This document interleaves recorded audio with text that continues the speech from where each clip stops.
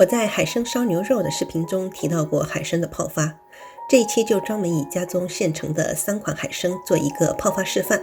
因为是普通家庭食用的，所以这里用的都不是高级别的海参，但泡发方法都是相似的。第一款是野生乌爪参，因产地是南美，所以又称为南美参。乌爪参颜色灰黑，表面有不均匀的凸起，个头较小。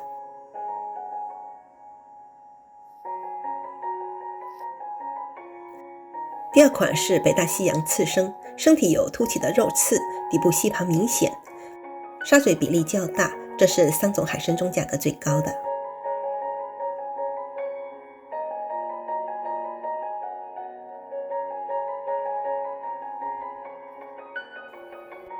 第3款就是我在烧牛肉的视频中用到的加拿大北极参，身体臃肿，内腔空洞，经常被误认为是海茄子。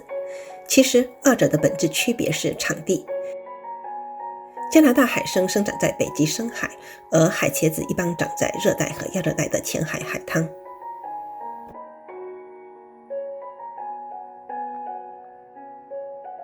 泡发海参的3个步骤就是泡、煮、泡，全程要求无油无盐的环境容器和干净的工具。首先，第一步骤泡发。现在我把3款海参用玻璃瓶单独分装浸泡，分装的目的是为了顺便考察海参的掉渣状况。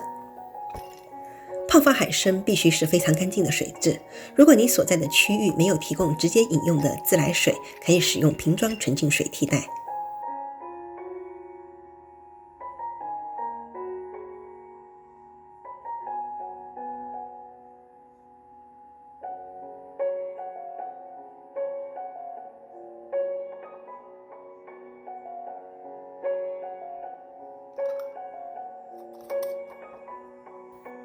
浸泡48小时后，通过对比可以看见，本次视频使用的乌爪参膨胀率最低，次生第2，而加拿大海参则出现明显的胀大，但水色最浑，出现了传说中的掉渣。很多人通过掉渣来判断海参的质量，这其实是不完全绝对的。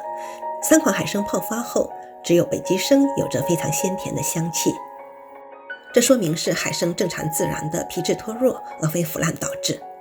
而完全不脱皮的海参也有可能是在加工过程中添加了脱皮酶，通过事先的化学处理造成的假象。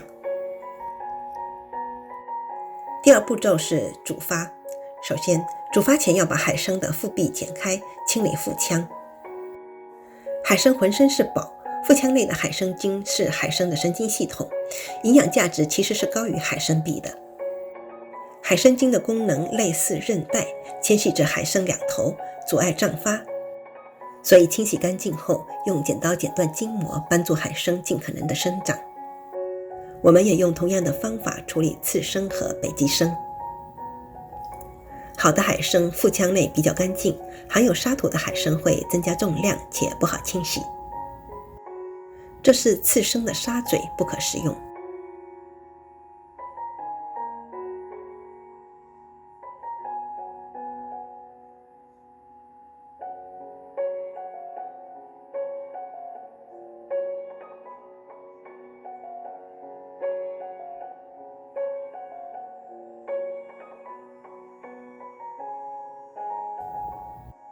而北极参的沙嘴腺体又叫海参花，洗净后可以泡酒、煲汤。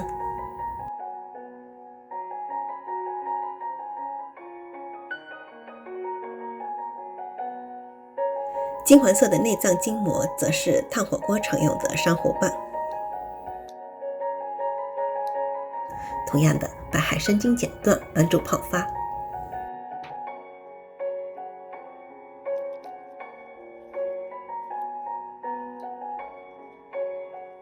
海参冷水下锅，烧至沸腾后小火炖煮40分钟。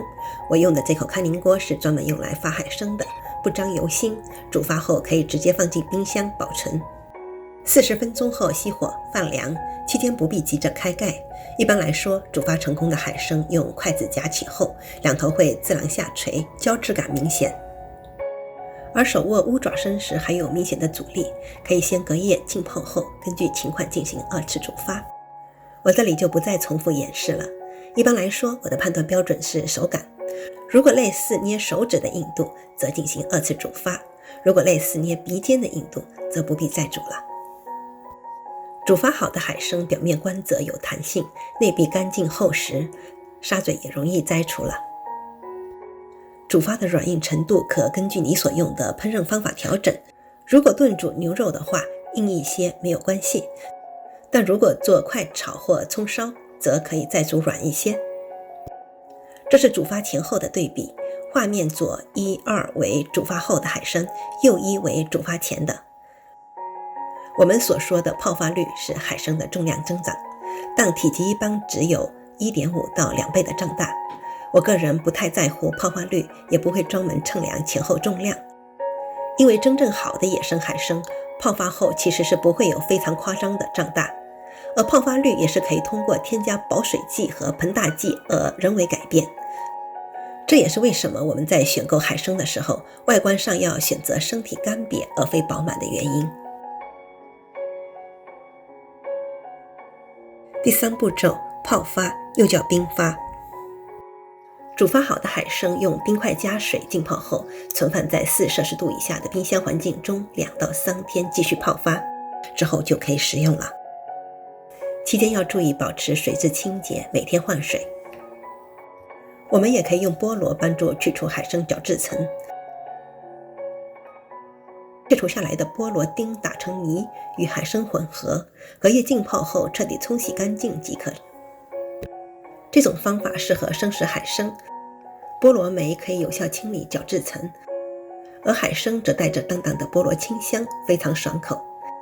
但处理的过程中一定要注意无油、无盐、无污染。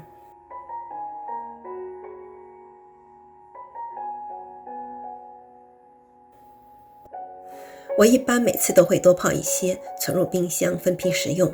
你也可以用保鲜膜单独包装，但我比较喜欢用保鲜袋加纯净水密封冷冻。这种方法可以最大限度地保持海参的原汁原味，延长保存时间。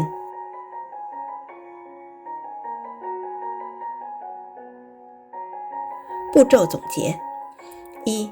海参用饮用水浸泡，冰箱冷藏48小时。 2. 清洗腹腔沙土，剪断海参筋后炖煮40分钟。 3. 泡水冰发，冷藏2到3天后即可食用。这里只是对3款不同品种的海参进行泡发示范，并不对海参品种进行评论，因为每一种海参都有不同的质量和级别。一般来说，野生的颗粒较大、无沙、耐煮、口感 Q 弹有韧劲的都是好海参。感谢收看，如果您喜欢我的视频，请点赞并订阅。我是苏沫沫，一个爱追剧的美食咖。